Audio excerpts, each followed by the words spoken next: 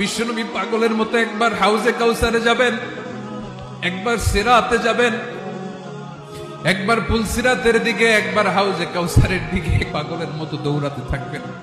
তার কোন গুনাহগার উম্মত যাতে জাহান্নামে ঢুকে না যায়, সেদিন কেউ সুপারিশ করতে পারবে না বিশ্বনবী ছাড়া।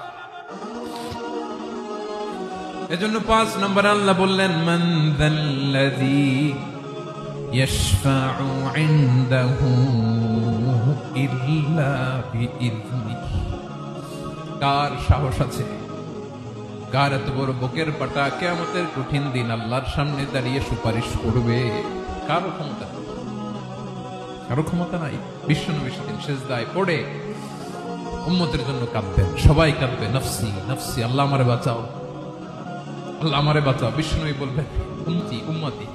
বিশ্বনবী আমার জন্য কাঁদবেন, আপনার জন্য কাঁদবেন, আমাদের জন্য সেদিন কেঁদে কেঁদে জাহান্নামের দরজায় দাঁড়িয়ে আমাদেরকে টেনে টেনে জান্নাতে ঢুকাবেন। এজন্য এই বিশ্বনবীর ভালোবাসা যেন আমাদের হৃদয়ে ভরপুর থাকে। আমার ভাইয়েরা, প্রতি শুক্রবার বিশ্বনবীর উপরে বেশি বেশি যেন আমরা দুরূদ পড়ি। আমরা যখন বিশ্বনবীর সালাম দেই, দুরূদ পড়ি,